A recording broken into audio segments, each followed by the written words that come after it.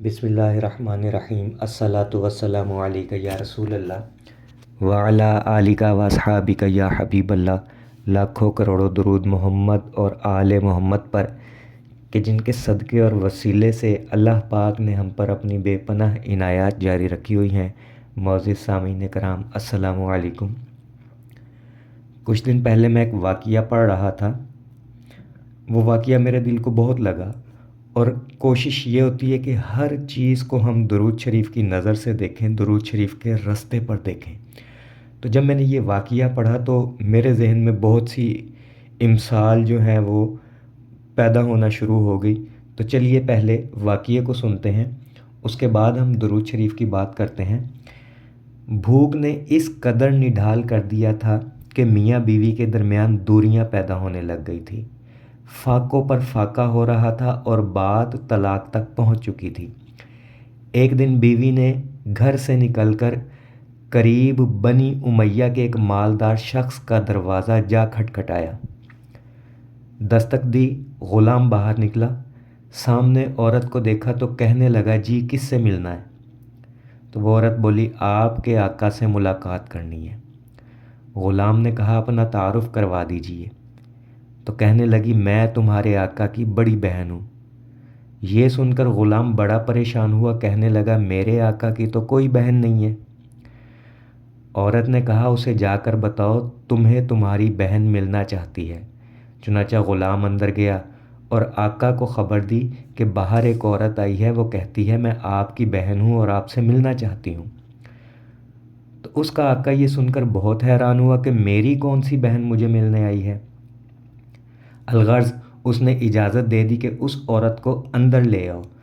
चुनांचे उस औरत को आका के सामने पेश किया गया तो आका ने दरियाफ्त किया, कौन हो तुम?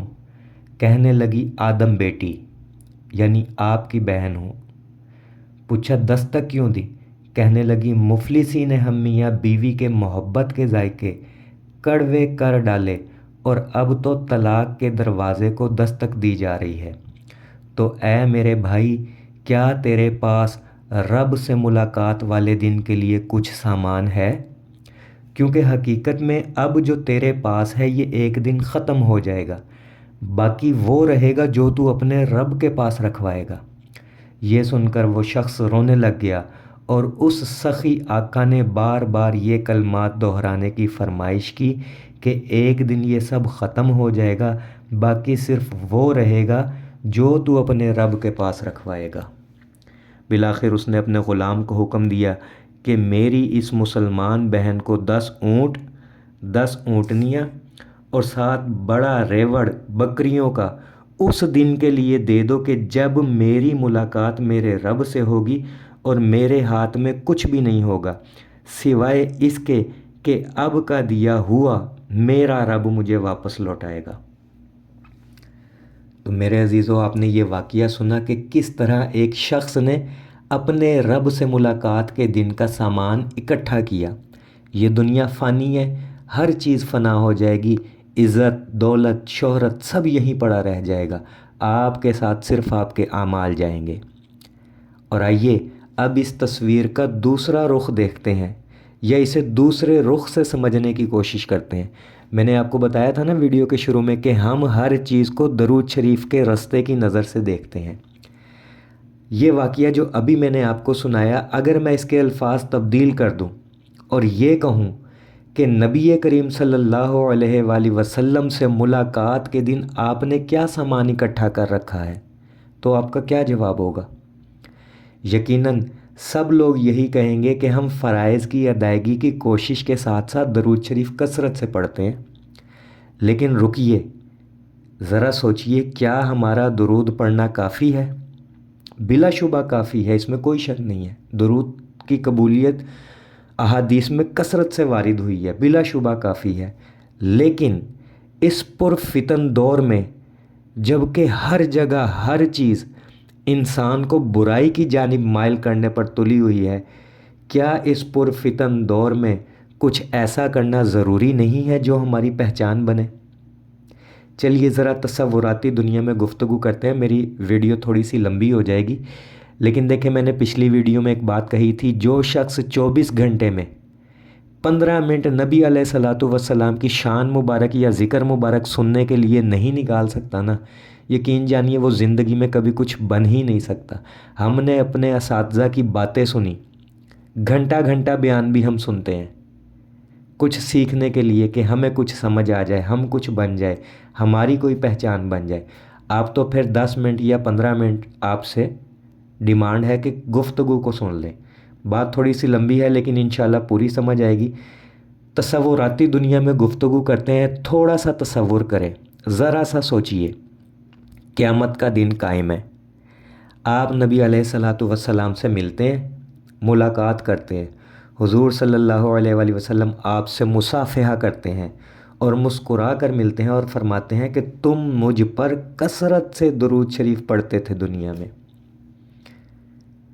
اور پھر ایک اور شخص نبی علیہ الصلاۃ والسلام سے ملاقات کرتا ہے، تب حضور صلی اللہ علیہ وآلہ وسلم تیزی سے آگے بڑھ کر اسے گلے سے لگا لیتے ہیں، ماتھے پر بوسہ دیتے ہیں اور مسکراتے ہوئے فرماتے ہیں میں تمہیں بخوبی جانتا اور پہچانتا ہوں، تم نے دنیا میں میرے ذکر کو پھیلانے کے لیے دن رات ایک کیا، تم درود شریف تو پڑھتے ہی تھے، ساتھ ساتھ لوگوں کو درود شریف کی دعوت بھی دیتے تھے، میں تم سے راضی ہوں، میرا رب تم سے راضی ہے، آج تمہیں کوئی غم نہ ہوگا، حوض کوثر تمہارا ہے، پل صراط بھی تمہارا ہے، جنت کے باغات بھی تمہارے ہیں، میرے صحابہ بھی تمہارے ہیں اور میں بھی تمہارا ہوں، آؤ آج میں تمہیں ہاتھ پکڑ کر جنت کے دروازے میں داخل کر دیتا ہوں۔ اب دیکھیں دو شخص ہیں، دونوں نے حضور صلی اللہ علیہ وآلہ وسلم سے ملاقات کی۔ اچھا یاد رکھیے یہ میں تصوراتی گفتگو بیان کر رہا ہوں آپ کو سمجھانے کے لیے، ایک درود پڑھنے والا اور دوسرا وہ جو نہ صرف درود پڑھتا تھا بلکہ درود شریف کی دعوت بھی دیا کرتا تھا اور اس معاملے میں حد درجہ آگے تھا، مطلب درودی تو تھا ہی، ساتھ ساتھ جنونی بھی تھا۔ جنونی کسے کہتے ہیں؟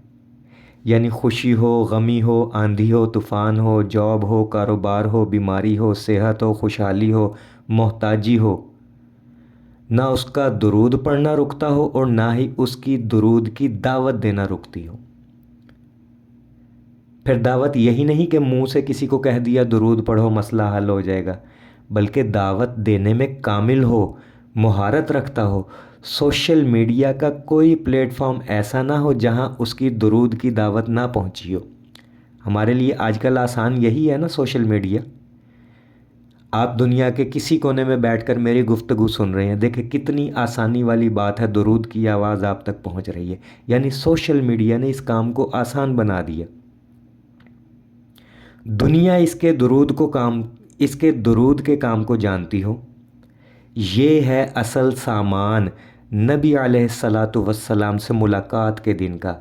آپ کے اس سامان سے نبی علیہ الصلاۃ والسلام کو زیادہ خوشی ہوگی، آپ کے اس سامان سے قیامت والے دن آپ کو جو جو انعامات ملیں گے وہ کل کائنات دیکھے گی اور رشک کرے گی، لہٰذا جتنا سامان اکٹھا کر سکتے ہو کر لو، وقت مختصر ہے، زندگی مختصر ہے، سفر آخرت بہت طویل ہے، آج کی محنت آپ کے کل کا سکون ہے، اور تف ہے اس بندے پر جو 24 گھنٹوں میں سے کچھ وقت، میں یہ بھی نہیں کہتا کچھ گھنٹے، کچھ وقت نکال کر نبی کریم صلی اللہ علیہ وآلہ وسلم کے ذکر مبارک پہ محنت نہ کر سکے۔ درود تو پڑھ رہے ہیں لیکن محنت کون کرے گا؟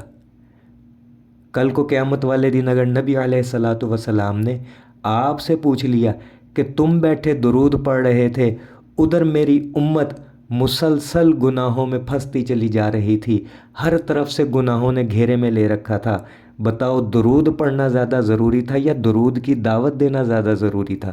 لوگوں کو درود کے رستے پر لانا ضروری تھا یا ایک کونے میں بیٹھ کر درود پڑھنا ضروری تھا؟ کیا جواب دیں گے آپ؟ اور افسوس ہے اس شخص پر جس کے سامنے فضائل ہی فضائل ہو، پھر بھی وہ دنیاوی مسائل کے حق کے حل کی نیت سے درود پڑھے۔ اور مبارکباد کا مستحق ہے وہ جنونی، وہ درودی جو خود بھی درود پڑھتا ہو اور اس کی دعوت کو ہر طرح سے عام کر رہا ہو، خواہ وہ دن میں 15 منٹ ہی کیوں نہ نکالتا ہو، محنت کر رہا ہو۔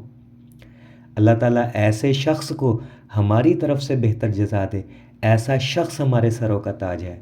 میرے عزیزو، نبی کریم صلی اللہ علیہ وآلہ وسلم سے بروز قیامت ملاقات کے لیے زیادہ سے زیادہ سامان اکٹھا کرتے جائیں۔ دنیا میں بھی سکون و خوشی، قبر و آخرت میں بھی راحت ہی راحت۔ دعا گوں کہ اللہ پاک ہم سب کو کثرت سے درود شریف پڑھنے، پڑھوانے، لکھنے، لکھوانے اور اس کی اشاعت و تبلیغ کرنے والا بنائے۔ اللہم صلی علی محمد و آل محمد۔ السلام علیکم۔